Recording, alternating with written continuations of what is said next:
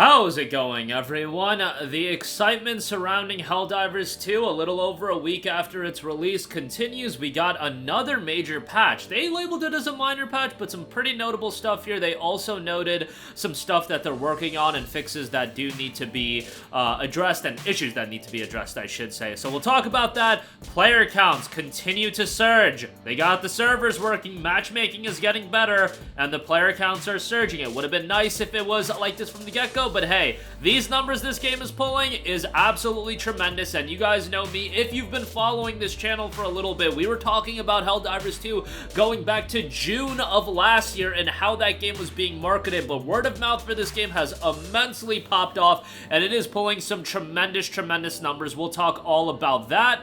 Bit of an update as far as that's concerned, and a little bit of talk as far as PvP is concerned. A lot of my buddies that had no idea of this game and they recently picked it up based on me talking about it, watching content, so on and so forth, have also asked if PvP is going to be a thing. I think you can rule that out. We'll take a look at a pretty tongue-in-cheek tweet at the end of this video that kind of points that out. Now, before we get into this video, I just want to ask you guys, please like this video and do leave a comment with your thoughts. It really does help out the channel a lot, and it is much appreciated. But first of all, let's go over the patch and the fixes that have dropped for Helldivers 2. So, patch 1.0.008, fresh patch notes coming in. Overview for this patch, are major areas of focus were resolving crashes, which again, a lot of people have faced as far as PlayStation 5 and PC is concerned. I'm playing on PC, but I've heard a lot of people playing on PS5 having crashing issues as well. And the most notable ones, at least the ones that stick out to me, is when you're about to extract or you have extracted and you're finishing up the mission and then the game just crashes. Thanks for coming, sir. You're not getting your rewards for finishing the mission. So yes, that absolutely stings. Improving matchmaking functionality, optimizing our server, and defend event updates. That event started a couple days ago, I believe 2 days ago, and the defend event is the new one where the automatons are attacking. You have to fight them off and you have to overpower their numbers, and we're working on that. We got 2 weeks to take out the automatons, so get on that. The following issues have been fixed for this version of the game that has dropped. PlayFab optimization, environment optimize. All lobbies now have proper data to run more effective matchmaking. Filtering optimization, we are optimizing the filter system when players are searching for lobbies so that it excludes already full lobbies. Stability and crashes, we have fixed 3 of our top crashes in the game, including particle render crashes and ragdoll crashes. Fixed an issue where the application prioritized integrated graphics over some GPUs and laptops. Defend event and major orders. For readability purposes, we have added a visual progression indicator to a major order defend events. Known issues. These are issues that were either introduced by this patch and are being worked on, or from a previous version have yet to be fixed. Players may still experience some instability while matchmaking, and background music, sound effects, and JP audio does not play during the opening cutscene. Japanese voiceover is also missing from the ship TV. So there you go. That's what they're working on at the moment as far as known issues are concerned. Been playing the game, and obviously I think a lot of people have had better experiences with the server. I can't speak too much on matchmaking personally, just because I generally have a squad of people that I can regularly play the game with. There's a lot of dissenting opinions as far as having a group of people to play with. Some people are vehemently against the higher difficulties playing with random people. Like, some people are just super against that. Obviously, for some, that is going to be your only option to get a full group, and some people are of the mindset you don't even need a full squad of 4. You can duo the higher difficulty missions, and if you guys are duoing higher difficulty missions, yo, more power to you, but I ain't that good and I'm getting absolutely mollywopped. So yeah, more power to you if you're on that. But yeah, we need to get matchmaking a bit better. We need to get the server issues completely remedied. But given that Sunday happened, and Sunday is where the bevy of the server issues did happen, it looks like we're past that. And being past that, it looks like, man, oh man, these sales numbers, these player count numbers are absolutely surging, because right now, as I record this video, this game is sitting at 190,000 concurrent players on Steam. Not only that, this game has peaked at 230,000 concurrent players. That is an astounding success. I cannot explain to you guys how big of a success that is and how much word of mouth has popped off for this game. If you guys were following this channel around June of last year, there was one thing that happened in June, the PlayStation Showcase event, where I feel like Helldivers 2 should have been prominently featured during that PlayStation Showcase event, to be the game that was really at the helm of that event, to get people excited for the game and to get people knowing about the game, because Helldivers 2 was kind of an unknown commodity at that point. Helldivers in general, kind of an unknown commodity. Yes, people played Helldivers 1, but let's get the interest level of Helldivers 2 up. Instead, Sony went and they promoted a game called Fair Game as their opening game for that showcase, and that showcase had a lot of attention surrounded it, and I thought they just completely misfired it, and I just thought leading into the release of Helldivers 2, outside of the final week, the promotion for this game was just so poorly done by Sony, and I just look at that showcase being a misfire as far as that's concerned. However, I was also of the mindset that if this game is good, the clips, the attention of this game will circulate very quickly because it's a game that will resonate on social media, and that is exactly what happened. People are looking at clips. I'm not crazy about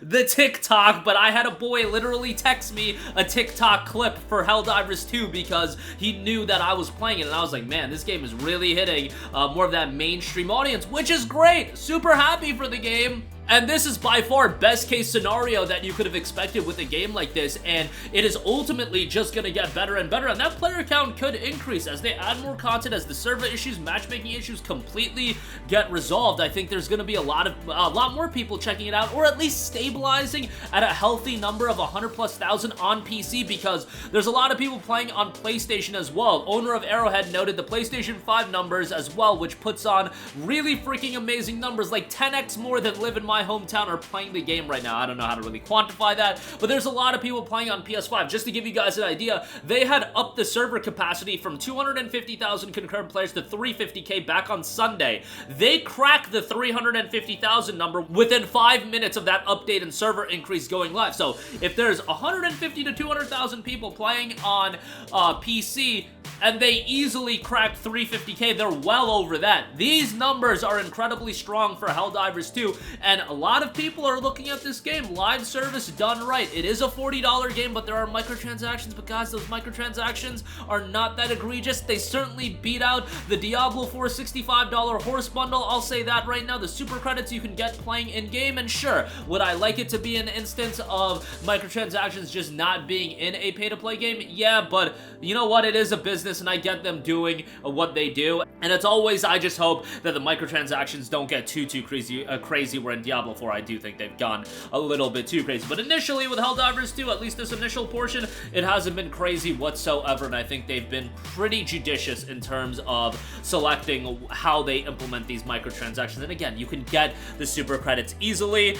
If you're paying, if you see the Steel Veterans War Bond as something you need to pay for, you don't. You seriously don't. Like, I'm pretty sure everybody watching this video has played the game enough where they were easily able to get Steel Veterans. If you have yet to pick up the game, I'm saying the people that have been playing the game regularly, like, it's not difficult to get these super credits whatsoever. I also have been asked by some of my friends that are, again, very casual gamers that heard about this game as far as PvP being included, and it was noted, hey, we'll never add a PvP mode. This is to reduce toxic elements from the community. We want an environment that's supportive, fun, and where we all are fighting on the same side. Obviously, a little bit tongue-in-cheek, because Helldivers 2 can get a little toxic in terms of the griefing, especially some of these stratagems that, like, just create mass chaos, the helium barrages in particular. Like, if you're using that, you're probably just gonna do a little bit of unintentional griefing. It really just does depend as far as how you interpret the toxicity when it comes to the friendly fire aspect. Like, with my group of friends, there's friendly fire and nonsense that goes on, but we're all pretty laid back about it, where we're not gonna rage. I can imagine that if you're playing with random people and people accidentally friendly fire, like, there might be a little bit of raging going on. I don't know how other people are gonna react. That's why I prefer, for a game like this, and this includes with games like Magicka that Arrowhead also did, where friendly fire is a core component of the game, I like to play with a group of people and not random people, and it just adds to that cooperative experience. And I think that's one element that Helldivers 2 does so well. Somebody left a comment in one of our recent videos saying that Helldivers 2 like reignited interest in gaming for his friends and him for a long time they weren't getting into games as much, and this, to me, I agree in terms of this game harkening back to amazing co-op experiences that you just kick back and you have a great time. Yes, can it get brutally difficult in the higher difficulties? Yeah, I can't even imagine going to the highest difficulty of this game. You're just gonna get whooped. Like, medium and below is such a cakewalk. You go to challenging, and then if they lift it up quite a bit, then there's so many more difficulties on top of that, and I'm sure as they add more enemy types, which they said they're gonna do, they add more biomes, locations, mission objectives, so on and so forth, this is a game that has the potential to be pretty damn difficult, and it already is if you go to the higher difficulties, but I'm really excited about this game from the standpoint of it going into the future, and this game has crushed, absolutely obliterated, annihilated any projections that I think Sony or Arrowhead had about how well this game was going to do. We already know that Arrowhead as a studio is going to be expanding so they can roll out more content updates and work out bigger content updates, so that's going to be exciting, and I think this is a game that's going to be here for quite a while. In terms of cooperative experiences and just hilarious, fun co-op experiences, this is one of the better ones that I've played in a long, long time, and I just see that rhetoric over and over again, especially in my comment section, of people being like, this game really takes me back to when I was younger and I was playing games with my friends, etc, etc,